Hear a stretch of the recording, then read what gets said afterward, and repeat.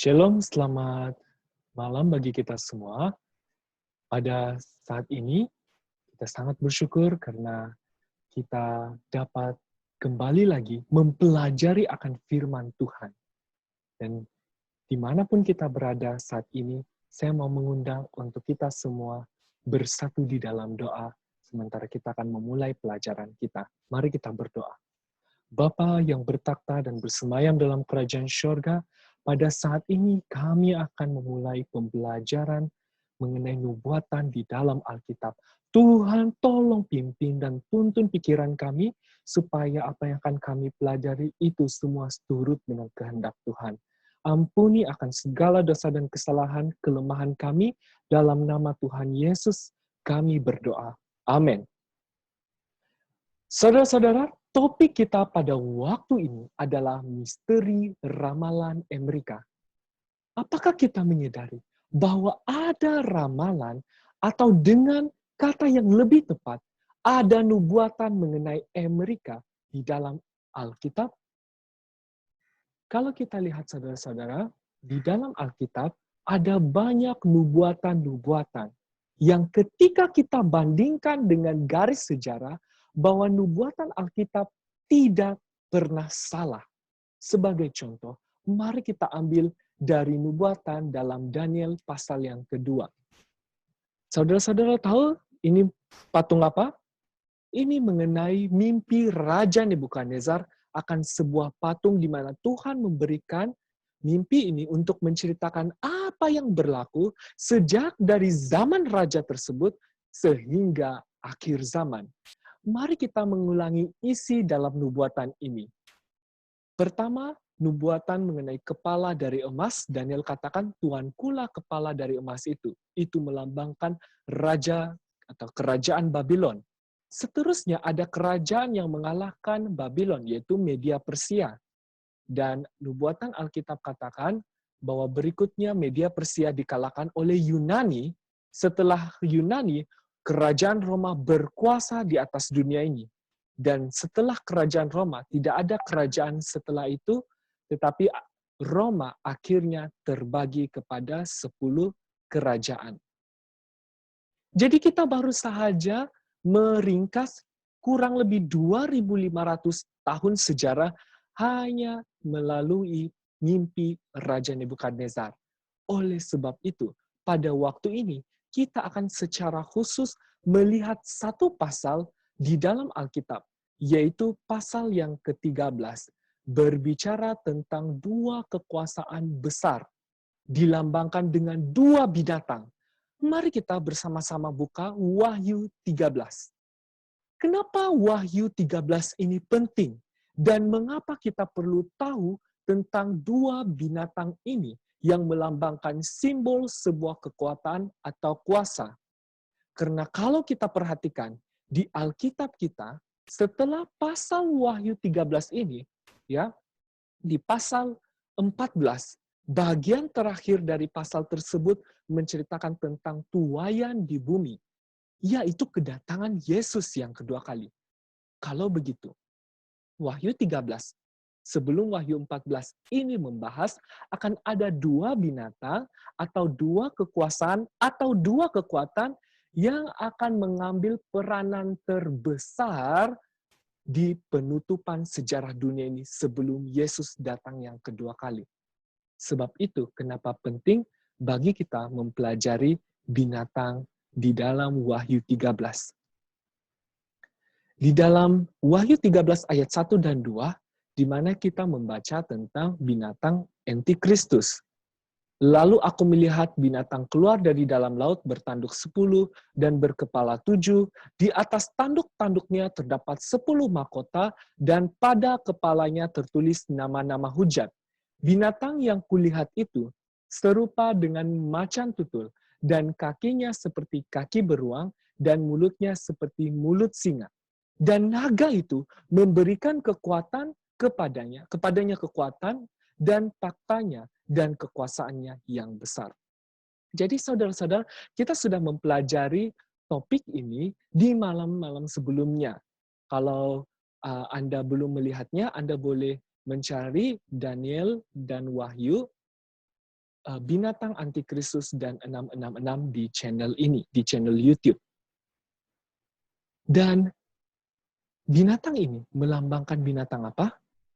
Itu melambangkan binatang Antikristus ataupun sistem kepausan yang berada di Vatikan. Sekali lagi, saya mau mengingatkan, ini bukan berbicara tentang pribadi-pribadi atau individu. Kita sekarang berbicara mengenai sistem atau kekuasaan yang ada di Vatikan. Oleh karena kita sudah mempelajari mengenai binatang pertama, di malam sebelum ini, saat ini kita akan mempelajari binatang yang kedua di dalam Wahyu 13. Dikatakan di perikop berikutnya di dalam Wahyu 13, di ayat yang ke-11, dimulai ayat ke-11, dan aku melihat seekor binatang lain keluar dari dalam bumi, dan bertanduk dua sama seperti anak domba, dan ia berbicara seperti seekor naga. Kalau kita perhatikan, bahwa ini berbicara mengenai domba, bukan?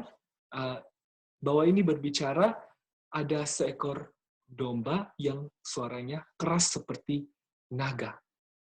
Kalau begitu, apakah binatang kedua dalam Wahyu 13 ini melambangkan Amerika Syarikat? Pertanyaannya, apakah ini menceritakan tentang negara Amerika? Mari kita sama-sama pelajari. Di dalam Alkitab, ketika suatu bangsa atau kerajaan kuno memainkan bagian penting dalam rangka memenuhi tujuan Tuhan, maka kerajaan itu akan digambarkan oleh para nabi Alkitab. Untuk mengerti alasan Tuhan berbicara tentang kebangkitan Amerika dalam nubuatan, maka kita lihat apa yang menjadi alasan sebuah negara ditulis di dalam Alkitab. Negara yang disebutkan di dalam Alkitab adalah negara-negara yang memiliki hubungan secara langsung dengan umat-umat Tuhan. Sebagai contoh, kita lihat Kerajaan Babel. Kenapa Babel disebutkan di dalam Alkitab? Karena mereka memiliki hubungan langsung dengan umat Tuhan. Pada waktu itu, Babel menyerang dan membinasakan umat Tuhan, yaitu Israel, dan membawa tawanan-tawanan ini ke kerajaan Babylon. Bagaimana dengan Medo-Persia? Kenapa Medo-Persia dituliskan? Sebab Media Persia inilah yang akan mengalahkan Babel dan membebaskan umat-umat Tuhan. Kalau kerajaan Yunani, Yunani merupakan sebuah negara yang bahasanya digunakan pakai untuk menjadi pemersatu bangsa-bangsa waktu itu. Dan kalau kita lihat Alkitab kita, keseluruhan perjanjian baru itu ditulis dalam bahasa apa? Bahasa Yunani. Kerajaan Roma pula merupakan sebuah negara yang pada umumnya kita ketahui kenapa disebutkan dalam Alkitab, sebab Yesus lahir di masa pemerintahan Roma. Dia hidup, dia melayani, dan bahkan dia mati dalam masyarakat Roma. Setelah kerajaan Roma, berikutnya ada gabungan antara gereja dan negara, yang mana kita sudah bahas di malam pertama. Tadinya dia merupakan Roma kekafiran, tetapi dia berubah bentuk menjadi Roma kepausan. Kenapa ini penting sehingga harus ditulis di dalam Alkitab? Saudara-saudari, ada nama di periode di mana di zaman Church and State ini, zaman gereja dan negara ini, ada zaman Dark Ages. Kenapa? Di waktu itu, seluruh umat Tuhan di bawah penganiayaan. Ada yang disebut inkuisisi. Ada yang pernah dengar inkuisisi? Anda boleh melihat di Google bahwa inkuisisi adalah sebuah cara pembunuhan yang paling kejam yang pernah diciptakan oleh manusia. Anda boleh lihat di mana-mana tulisan sejarawan ada menceritakan bahwa manusia digoreng hidup-hidup. di dalam minyak yang panas. Atau ada juga penyiksaan itu digunakan sebagai manusia obor, yaitu manusia ini diikat dan dibakar secara hidup-hidup. Dan penyiksaan lainnya seperti memberikan manusia makan kepada singa, manusia yang hidup-hidup. Itulah yang dilakukan oleh gereja Roma Kepausan di masa waktu kegelapan. Jadi, berikutnya, di dalam setelah rentetan sejarah tadi, di Wahyu 13 ayat yang ke-11, berbicara akan ada seekor binatang yang muncul. Sekali lagi, binatang melambangkan apa saudara-saudara? Alkitab katakan bahwa binatang adalah kerajaan atau negara di dalam Daniel 7 ayat 23. Baiklah, pertanyaan mengenai binatang. Dari mana kekuasaan binatang ini muncul? Kembali kita lihat di ayat ke-11 katakan bahwa binatang ini keluar dari dalam bumi. Ini adalah kitab Wahyu, saudara-saudara. Jadi isinya adalah simbol. Kalau keluar dari dalam bumi, arti daripada bumi harus kita ketahui. Apa maksud bumi ini? Dan oleh sebab ini adalah sejarah nubuatan yang berkesinambungan di dalam satu pasal di Wahyu 13, sebelum binatang kedua ini muncul, ada binatang yang pertama. Karena binatang yang pertama ini adalah binatang yang keluar dari dalam laut, oleh itu kita harus lihat apa arti laut di dalam Alkitab. Wahyu 17 ayat ke-15 katakan, lalu ia berkata kepadaku, semua air yang telah kau lihat di mana wanita pelacur itu duduk adalah bangsa-bangsa dan rakyat banyak dan kaum dan bahasa. Jadi saudara, air melambangkan bangsa-bangsa. Banyak air atau laut artinya banyak orang. Jadi ketika dikatakan laut, ada suatu tempat yang mana digambarkan sebagai padat penduduk. Kalau begitu, binatang pertama yang keluar dari dalam laut menggambarkan kawasan yang padat penduduknya, maka bumi yang mana kata lawan daripada laut, karena bumi tidak ada air. Ya, kalau air melambangkan penduduk bangsa, bumi kata lawan daripada air atau sedikit air berarti kawasan yang tidak padat penduduk. Jadi binatang yang baru ini keluar dari dalam bumi atau muncul dari tempat yang jarang penduduknya. Kesimpulan sederhana yang kita dapatkan adalah binatang ini harus muncul di tempat yang jarang penduduk. Kalau saya kasih sebuah peta, ini peta dunia kita, sepanjang sejarah, sejak dari penciptaan, zamannya Adam dan Hawa, Taman Eden ini ada di kawasan, kita ketahui bagian Israel di sana, bahwa Taman Eden ini ada sungai Tigris, ada sungai Efrat. Masih ingat bahwa Taman Eden ini dialiri 4 sungai. Jadi penyebaran orang-orang ya di waktu itu hanya di sekitar di sana saja. Sampailah di mana zaman Yesus, penduduk yang paling banyak di zaman itu hanya di sekitar bulatan yang seberikan ini. Rasul Paulus juga berjalan menginjil hanya di area atau di kawasan sekitar bulatan ini.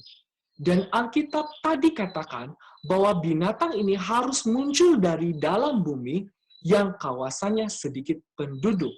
Itu sebabnya kalau kita lihat di sekitaran 1400-an mulai banyak pelayar-pelayar. Dan kepercayaan di waktu itu bahwa di ujung bumi itu adalah jurang. Jadi kalau berlayar nanti jatuh dalam jurang. Tetapi banyak pelayar-pelayar mau membuktikan hal ini melalui pelayaran. Sampailah mereka menemui dunia baru. Saudara-saudara, yang mana disebutkan dunia baru? Kalau bulatan lama ini disebutkan dunia lama, di mana banyak penduduk di waktu itu, di zaman itu, maka yang disebutkan sebagai dunia baru adalah di sekitaran bulatan yang kedua ini. Jadi, itu sebabnya negara ini atau binatang yang muncul dari bumi ini harus muncul dari kawasan yang jarang penduduknya. Muncul dari sebuah negara yang baru, bukan negara yang lama sejak dari zaman Roma. Dan para sejarawan menyaksikan pertumbuhan negara Amerika ini menuliskan di dalam sebuah kutipan George Alfred Townsend, katakan seperti benih yang berdiam kita bertumbuh menjadi sebuah bangsa. Berikutnya dikatakan misteri dari kemunculannya dari kekosongan. Seperti benih diam yang bertumbuh menjadi sebuah kerajaan. Amerika bertumbuh dari tempat yang sedikit sekali penduduknya. Muncul di antara kesunyian bumi. Setiap hari bertambah kekuatan dan kekuasaannya. Dari sini, kita dapati ciri-cirinya bahwa binatang ini harus muncul dari daerah yang jarang penduduknya. Kita lanjutkan pertanyaan berikut. Bila kekuasaan ini muncul? Alkitab katakan dalam Wahyu 13 ayat ke-11, masih ayat yang sama, dikatakan seperti ini.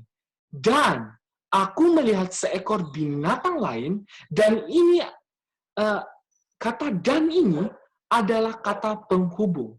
Jadi artinya di sini, untuk mengetahui binatang yang kedua ini, kita harus melihat apa yang berlaku di ayat sebelumnya. Apa yang berlaku terhadap binatang yang pertama? Di ayat 10 mengatakan dalam terjemahan King James, jadi barang siapa memimpin kepada tawanan, ia akan ditawan. Barang siapa yang membunuh dengan pedang, ia harus dibunuh dengan pedang. Saudara-saudara, Alkitab sedang berbicara tentang hukum tabur tuai di sini.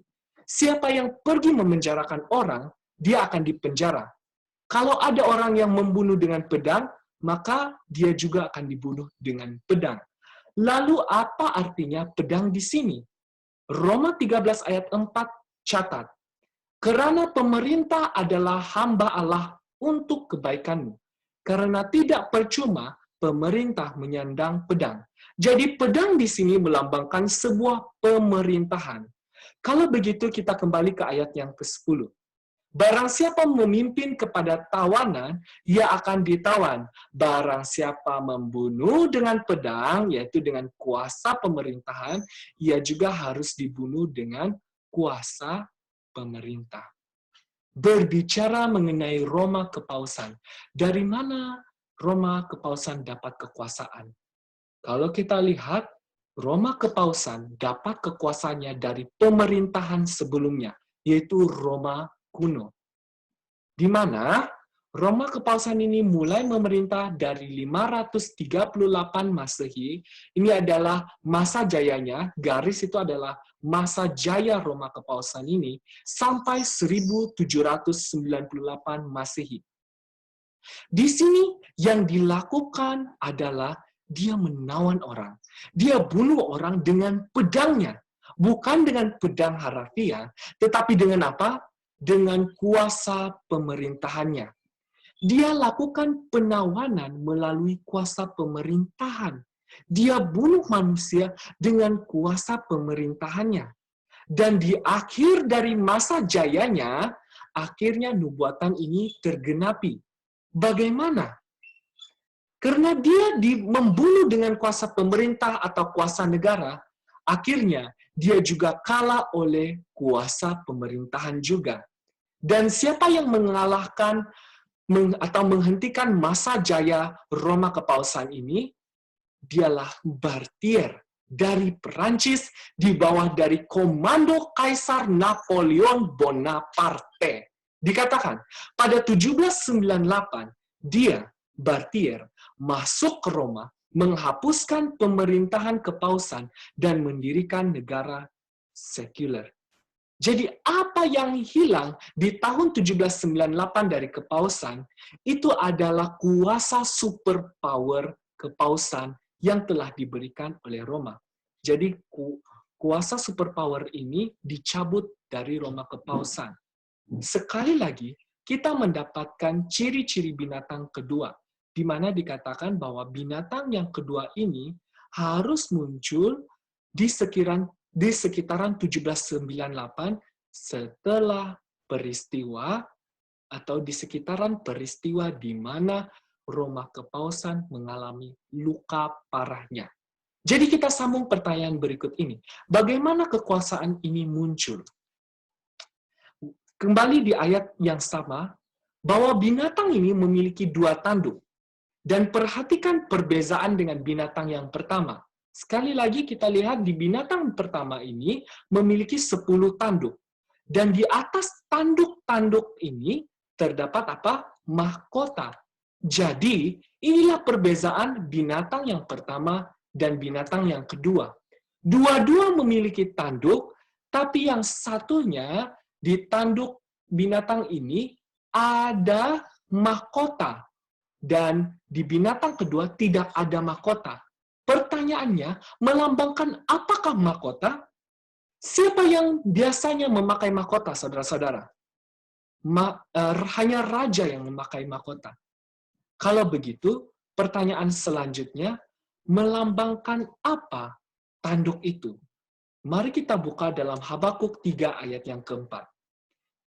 Ia mempunyai tanduk yang keluar dari tangannya, dan disitulah tersembunyi kekuatannya. Jadi tanduk melambangkan kekuatan atau kekuasaan. Jadi dengan kata lain, negara ini mempunyai dua kekuasaan yang berbeza. Yang pertama, binatang ini memiliki kekuasaan negara, dan yang kedua, binatang ini memiliki kekuasaan gereja. Dan kedua kekuasaan ini terpisah. Urusan gereja tidak boleh mengambil alih urusan negara. Begitu juga dengan sebaliknya. Dan tanduk yang tidak ada mahkota ini, itu melambangkan suatu kebebasan. Dengan kata lain, pemerintahan di negara ini bukan dipimpin oleh seorang raja, dan keagamaan dalam negara ini tidak dipimpin oleh kepausan. Inilah yang membezakan dari binatang yang pertama, bahwa binatang yang kedua ini, negara ini, muncul dengan model negara yang tidak memakai sistem raja. Dan juga, kenapa? Karena tidak ada kuasa yang tunggal dalam pemerintahan. Negara ini mengamal sistem demokrasi. Begitu juga dengan agama. Tidak ada pemimpin yang tunggal. Tidak ada yang namanya kepausan sebagai pemimpin agama. Karena siapa pemimpin tunggalnya? Yesus Kristus. Dari sini, kita dapat ciri-ciri yang ketiga, bahwa binatang seperti anak domba ini tidak ada mahkota di atas tanduknya. Artinya, mereka memiliki hak kebebasan. Sekarang, kita masuk di ayat 12. Ciri-ciri keempat akan kita lihat di ayat ini.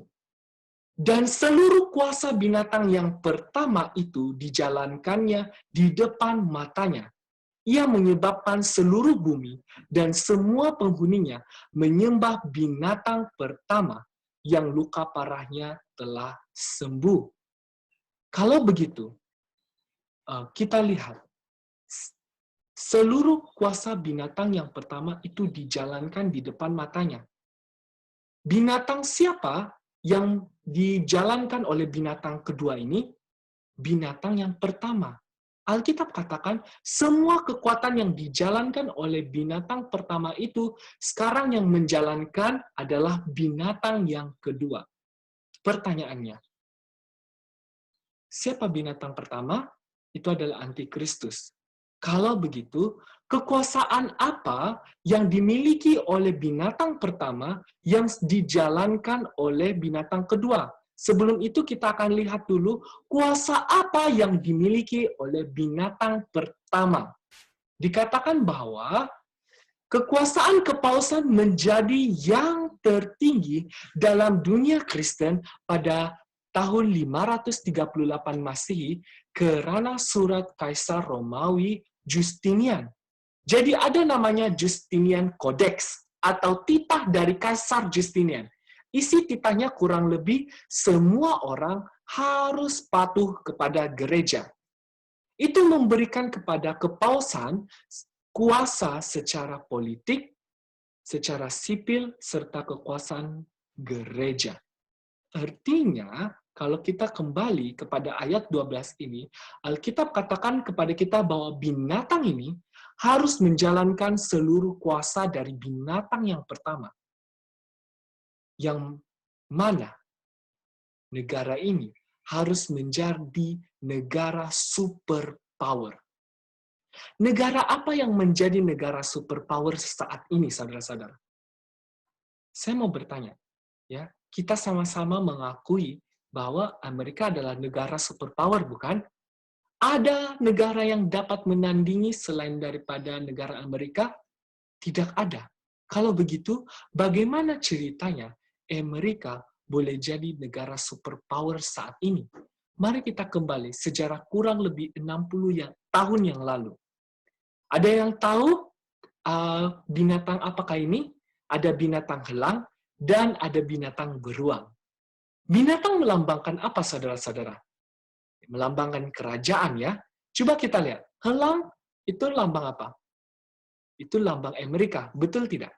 Lihat saja lambang-lambang Amerika di dalam internet. Itu semua bentuknya helang. Kalau beruang, yang di atasnya ada topi dan ada bintang, itu perlambangan Uni Soviet. Nah, setelah Perang Dunia yang kedua yang berlaku di tahun 1945, yang berikutnya terjadi ada namanya Perang Dingin. Dunia ini terbagi kepada dua bagian, bagian barat dan bagian timur, bagian kapitalis dan bagian komunis. Kedua-dua ini besar, tetapi Alkitab menubuatkan di dalam Wahyu 13, hanya ada satu negara superpower. Dan daripada kedua binatang ini, binatang helang dan binatang beruang, siapa yang harus menang? Kita sudah dapati bahwa Amerika lah yang menang dalam pertempuran Perang Dingin itu. Bagaimana Amerika boleh menang? Di tahun 1989, Presiden Amerika yang bernama Ronald Reagan pada waktu itu, ya, dia bertemu dengan seorang yang dari kepausan, yaitu Yohanes Paus II, dan di sana mereka melakukan pertemuan. Dan ini sebenarnya, saudara-saudara, Wahyu 13, saat kita melihat gambar ini. Binatang pertama bertemu dengan binatang kedua. Dan bahkan di sebuah majalah besar, yaitu majalah Time, mereka bikin sebuah headline, Holy Alliance, sebuah persekutuan kudus. Hanya dengan pertemuan dan sedikit pembicaraan, ya, tidak lama setelah peristiwa itu, di tahun itu, Uni Soviet runtuh. Sehingga terpecahlah Uni Soviet menjadi negara Uzbekistan, Kazakhstan, Polandia, dan negara-negara lainnya. Kita ketahui, ya. Saudara-saudara, kalau kita lihat ini, ya, bila mana binatang yang pertama mengadakan persekutuan dengan binatang yang kedua, ini bukan sebuah kebetulan. Sebab Alkitab sudah menubuatkannya. Sebab tulisan dalam surat kabar juga, sebuah tulisan dalam surat kabar mengatakan, Amerika harus mengakui kebenaran itu dan menjalankan tanggung jawab mereka sebagai penguasa-penguasa dunia yang tak terbantahkan. Dikatakan juga kenyataannya, tidak ada negara yang telah menjadi berkuasa secara budaya, ekonomi, teknologi, dan militer di dalam sejarah dunia sejak Kekaisaran Roma. Itu sebabnya para Alkitab yang mempelajari nubuatan ini sering menyebutkan Amerika sebagai Roma modern. Sebab tidak ada kekuasaan sebesar seperti sejak Kekaisaran Roma katanya, yang lengkap kekuasaannya secara politik, di mana tentaranya ada, di mana agamanya ada, dan semua kekuasaan ini lengkap ada pada negara Amerika Syarikat. Jadi sebelum Kaisar meninggalkan Roma, dia pindah ke sebuah kota yang kita kenal sebagai kota Konstantinopel, dan dia menyerahkan taktanya kepada Pontif. Hal yang sama terulang ketika binatang pertama di tahun 1798 mengalami luka parah. Kekuasaannya yang pernah dia miliki, superpower yang pernah dia miliki, saat ini sekarang dijalankan oleh binatang yang kedua. Jadi ciri-ciri keempat ialah binatang ini akan bangkit dan memiliki posisi di seluruh dunia untuk kekuasaan dan pengaruhnya. Ciri-ciri berikutnya adalah berbicara seperti seekor naga. Alkitab katakan bahwa naga itu adalah iblis. Anda boleh lihat di dalam Wahyu 12 ayat 9. Jadi walaupun kelihatannya seperti domba, tetapi bicaranya seperti naga. Pertanyaannya, karena binatang melambangkan sebuah negara, bagaimana dengan negara, atau bagaimana negara itu berbicara? Apa maksud berbicara? Kalau saya tanyakan, bagaimana sebuah negara memberi perintah atau titah pada orang-orang? Kalau orang tidak mengikuti perintah itu, boleh dijatuhkan hukuman. Bagaimana? Negara berbicara melalui undang-undangnya atau hukum. Dalam sebuah pemerintahan negara, ada 3 lembaga. Lembaga ini adalah eksekutif, legislatif, dan yudikatif. Di mana eksekutif ini berbicara mengenai presiden, menteri-menteri, dan lain sebagainya. Legislatif itu yang membuat undang-undang atau hukum. Kalau yudikatif itu adalah pengawas, ada mahkamah agung di sana. Jadi melalui apa sebuah negara berbicara? Bukan presiden, saudara-saudara. Sebab presiden boleh berganti-ganti, tetapi undang-undang bertahan lama. Negara apapun yang ada di dunia ini berbicara melalui hukum-hukumnya. Mungkinkah itu berarti bahwa di masa depan akan datang bahwa satu waktu kebebasan beragama ataupun kebebasan yang dimiliki dasar Amerika saat ini boleh berubah? Kita akan lihat bersama-sama. Jadi ciri berikutnya, negara ini berbicara melalui undang-undang atau hukum negara. Sekarang, mari kita masuk di ciri-ciri ke-6. Wahyu 13 ayat 13 hingga 14 katakan, dan ia mengadakan tanda-tanda yang dahsyat, bahkan ia menurunkan api dari langit ke bumi di depan mata semua orang. Ia menyesatkan mereka yang diam di bumi dengan tanda-tanda yang telah diberikan kepadanya untuk dilakukan di depan mata binatang itu. Jadi bagaimana cara Amerika Syarikat menyesatkan semua yang ada di dalam dunia? Itu adalah kebangunan rohani palsu. Akan ada satu pembahasan mengenai topik ini, tetapi yang jelas, setan mengambil keuntungan dari keadaan dengan memperkenalkan sebuah kebangunan rohani palsu. Binatang seperti anak domba, di ciri-ciri ketujuh adalah di mana dia akan menurunkan api dari langit yang digambarkan sebagai kebangunan rohani palsu. Berikutnya, di ayat yang ke-12, dikatakan bahwa ia menyebabkan seluruh bumi dan semua penghuninya menyembah binatang pertama yang luka parahnya telah sembuh. Jadi binatang ini, kalaupun dia menyesatkan seluruh dunia, itu bukan untuk kepentingan diri dia sendiri. Tapi untuk apa? Demi kepentingan binatang yang pertama. Kita dapat lihat di dalam ayat ini sebuah kerjasama yang dilakukan di antara binatang yang pertama dan binatang yang kedua. Dan kita melihat kegenapan nubuatan ini berlaku di zaman kita sekarang.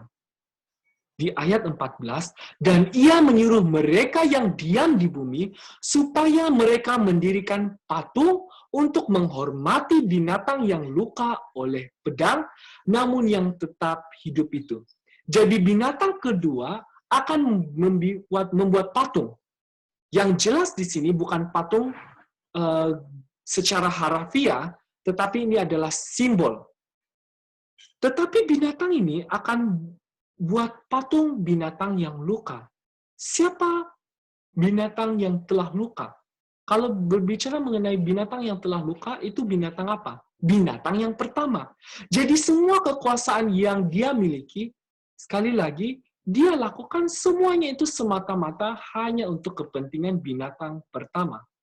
Lalu, kalau begitu, apakah patung binatang itu? Patung artinya sesuatu yang menyerupai. Kalau dibuat patung, mesti ada yang original.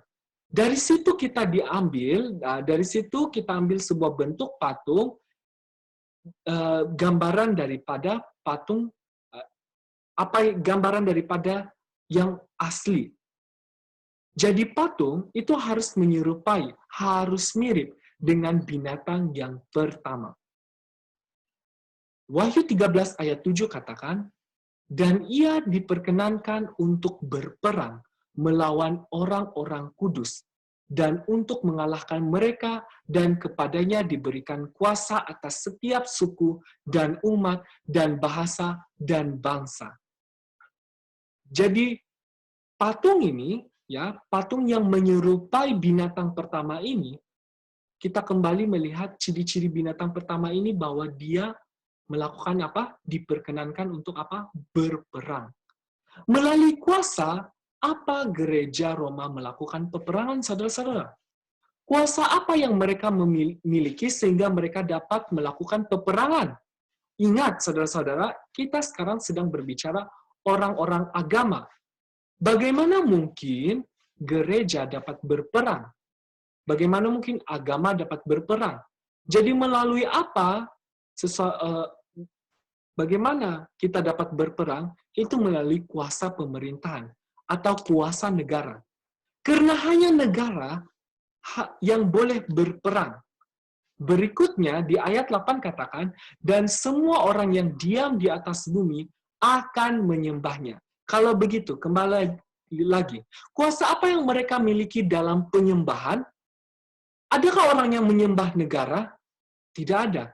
Penyembahan hanya kepada Tuhan.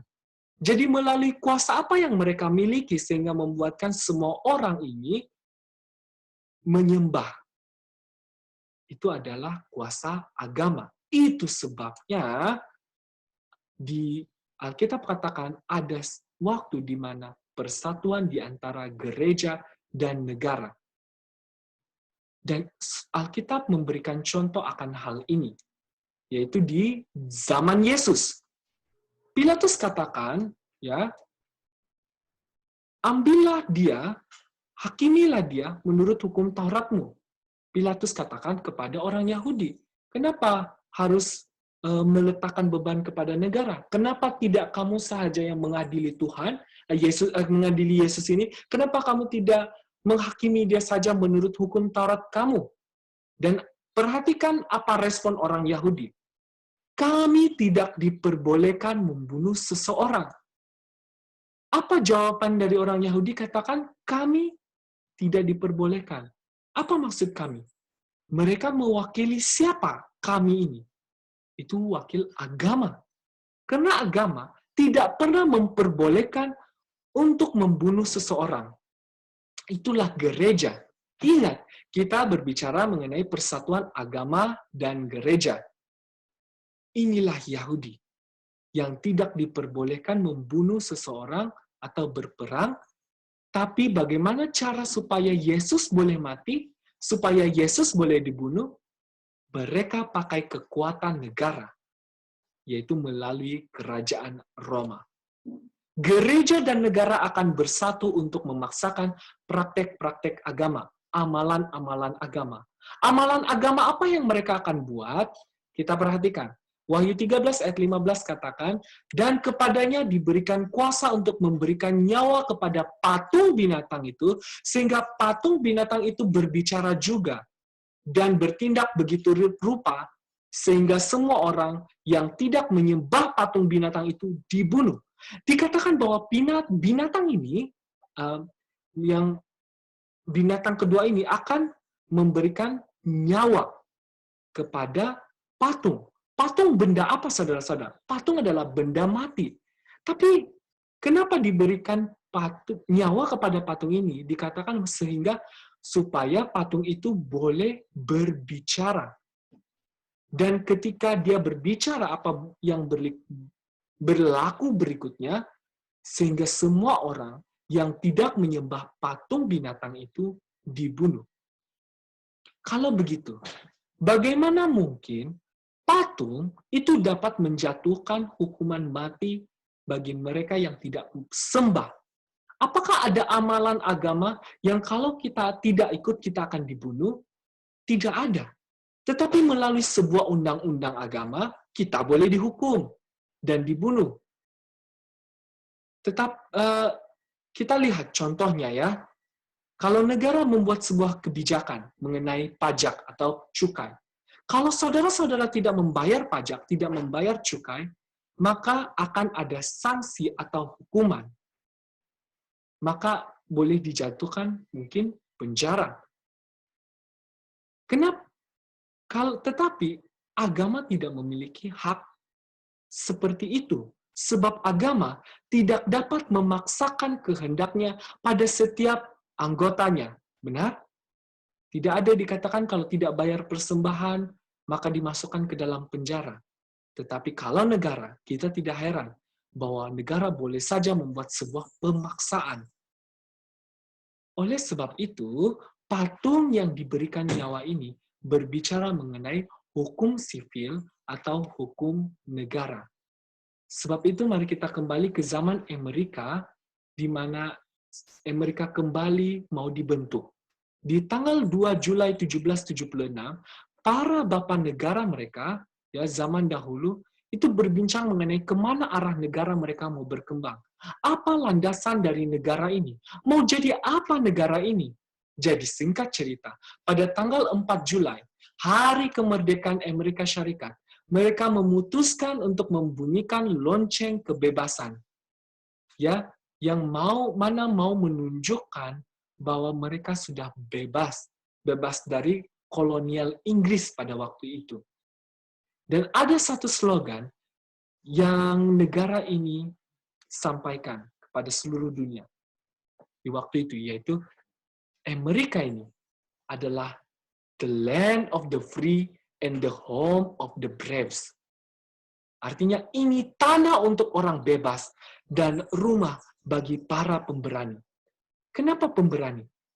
Sebab mereka yang datang ke Amerika Syarikat, ke benua baru ini, adalah orang-orang yang hidup di dunia lama. Orang-orang yang hidup sepenuhnya kepada Kristus, tetapi dibatasi oleh gereja di dunia lama. Gereja Roma membatasi ruangan mereka untuk belajar firman Tuhan.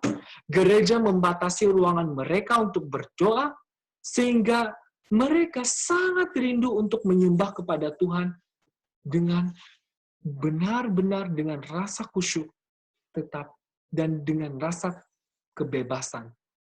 Lalu apa yang mereka lakukan? Karena terlalu banyak penganiayaan, karena terlalu banyak sekatan, dan bahkan ketika kita baca tentang Dark Ages, mereka jika didapati memiliki salinan Alkitab saja, itu boleh dihukum bunuh.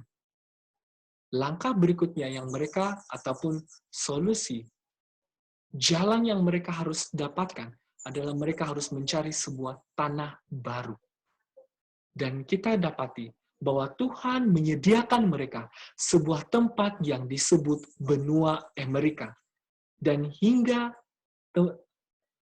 saat ini kita lihat, ya, Konstitusi Amerika Syarikat menjamin kebebasan sipil maupun agama kepada semua warganya.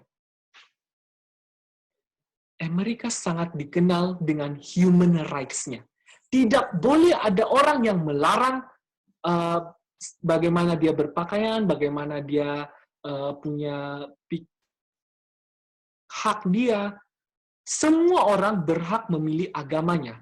Dan ikon yang terkenal di Amerika adalah patung liberty, patung kebebasan. Bahwa kami adalah negara yang bebas, negara yang tidak terkongkong ya oleh mana-mana pihak.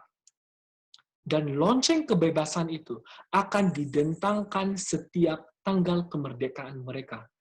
Tetapi pertanyaannya, kebebasan yang mereka tinggi-tinggikan ini, apakah di satu waktu kebebasan yang bersejarah ini akan berakhir atau akan berubah? Apakah akan ada suatu peristiwa di mana kebebasan ini akan diambil, di mana gereja dan negara kembali menjadi satu, sebagaimana apa yang berlaku di dunia lama? Apakah Amerika akan menjadi seperti apa yang terjadi di dunia lama? Baik, kalau kita melihat siapakah ini? Ini adalah Presiden Amerika yang terbaru pada saat ini. Presiden Donald Trump. Tahu saudara-saudara apa yang ditandatangani oleh Presiden Amerika? Ini disebut sebagai pindaan Johnson atau Johnson Amendment. Isinya kurang lebih bahwa organisasi-organisasi non-profit, organisasi-organisasi sosial yang tidak mengambil keuntungan, mereka tidak akan dikenakan pajak. Tapi mereka tidak boleh ikut campur urusan politik atau urusan negara. Nah, itulah isi daripada Johnson Amendment ini. Namun, Presiden Trump membuat sebuah perubahan yang ada di dalam Johnson Amendment ini. Yaitu apa? Semua organisasi, termasuk gereja, sebab gereja sifatnya tidak mengambil untung. Ya, organisasi non-profit, organisasi tidak mengambil untung. Gereja hanya bentuknya sosial. Mereka sekarang berhak dan boleh bergabung ikut mengambil bagian dalam urusan negara. Singkat cerita, kalau gereja mau berpolitik, dia katakan silakan, tidak ada masalah. Sehingga banyak orang menentang akan hal ini. Dikatakan, stop the repeal of Johnson Amendment. Hentikan pemansuhan pindaan Johnson ini, Johnson Amendment ini. Dan tolong, uang haram jangan dibawa masuk ke dalam gereja. Berikutnya, ciri-ciri yang ke-8 kita dapat temukan bahwa binatang seperti anak domba ini akan membuat penyatuan antara gereja dan negara, yang mana katanya sebuah kebebasan bagi warga negara Amerika Syarikat, tetapi saat itu akan segera berakhir. Sekarang mari kita masuk ke ciri-ciri yang terakhir. Amerika akan memaksakan seluruh dunia untuk memakai tanda binatang. Apakah tanda itu? Apakah itu berbentuk chip yang kita taruh di dalam tangan? Saya tidak akan membahasnya sekarang. Akan ada pembahasan khusus mengenai topik ini. Berikut, Alkitab katakan kepada kita di dalam Wahyu pasal 13 ayat 17, dan tidak ada seorang pun yang dapat membeli atau menjual selain daripada mereka yang memakai tanda itu. Kalau Anda tidak memakai tanda ini, maka Anda tidak diperbolehkan membeli, saudara-saudara. Meskipun Anda lapar, Anda tidak boleh membeli makanan. Kecuali Anda mendapat tanda tersebut, baru Anda boleh membeli. Tetapi, kalau kita tetap bersikeras, tetap kita tidak mau menerima tanda tersebut, maka tahap berikutnya dikatakan, yang tidak menyembah patung binatang itu dibunuh. Tahap berikutnya ketika tidak menerima tanda binatang itu, ada dekret untuk membunuh. Jadi binatang ini, ya, satu waktu akan memaksakan orang-orang harus memiliki tanda binatang. Saudara-saudara, binatang kedua ini dilambangkan dengan binatang anak domba. Ya, kalau kita lihat di ayat yang ke-11, tahukah saudara-saudara, anak domba melambangkan apa? Dalam Alkitab, Yohanes pasal 1, dia katakan, lihat anak domba Allah itu adalah melambangkan Yesus Kristus kalau kita berbicara anak domba. Dan tahukah kalau Amerika Syarikat itu dibangun di atas dasar Alkitab? Di dunia ini, tidak ada negara yang begitu religius selain daripada negara Amerika Syarikat. Dari mana kita tahu? Di mata uang mereka, mereka punya moto negara yang juga memiliki nama Tuhan di sana. Dikatakan, in God we trust. Atau dalam bahasanya adalah, dalam Tuhan kami percaya. Dan bahkan hampir di setiap sekolah, setiap pejabat, setiap kantor ya di Amerika ini memiliki tugu ini. Apa ini saudara-saudara? Tugu apa ini? Hukum 10. Kira-kira ini negara sekuler atau negara religius? Negara yang penuh religius, penuh beragama. Amerika seperti binatang anak domba. Namun pada faktanya sekarang ini, Amerika perlahan-lahan berubah. Saudara melihat ini, apa yang mereka sedang lakukan? Berikut ada video yang saya mau tampilkan.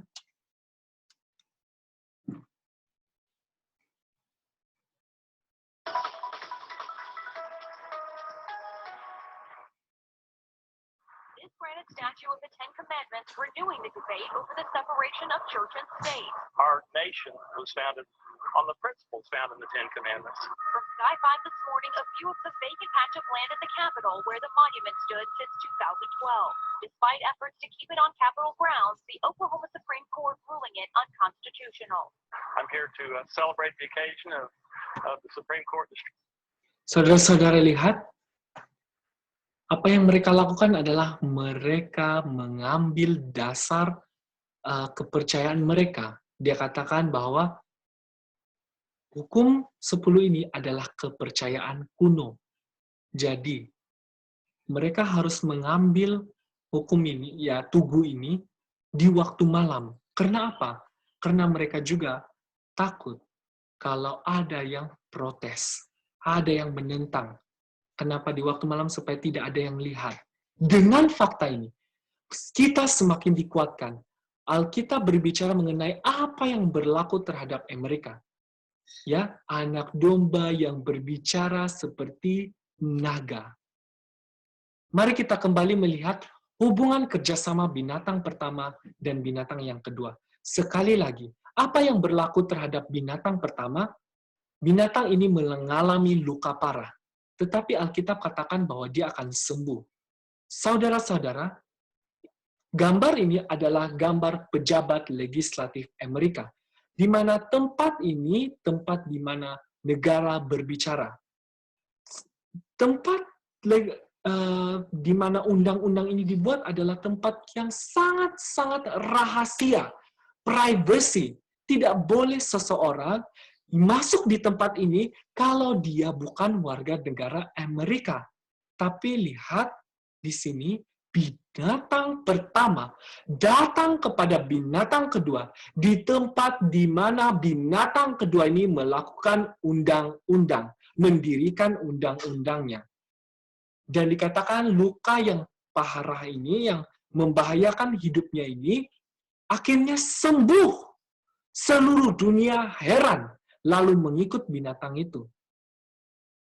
Saudara-saudara, semua yang dilakukan oleh binatang kedua itu semata-mata hanya untuk menghormati binatang pertama. Itulah yang Alkitab katakan. Kepausan akan mendapatkan kembali kekuasaannya yang hilang. Dan inilah yang dilakukan saat ini oleh binatang kedua. Menjalankan kekuasaan yang telah hilang ini. Tinggal hanya pindah tangan. Peristiwa ini, di mana Paus Prancis berkunjung ke pejabat legislatif di Amerika di tahun 2015. Saat dia datang, isi dari pembicaraannya banyak dikutip dari Alkitab. Beliau katakan bahwa saya datang ke sini sebagaimana membawa hukum Musa. Kenapa beliau kaitkan dengan Musa? Siapa Musa, saudara-saudara? Itu adalah Nabi Tuhan yang menerima hukum 10 Tuhan di Gunung Sinai. Jadi Paulus katakan bahwa dia datang seperti Musa membawa hukum.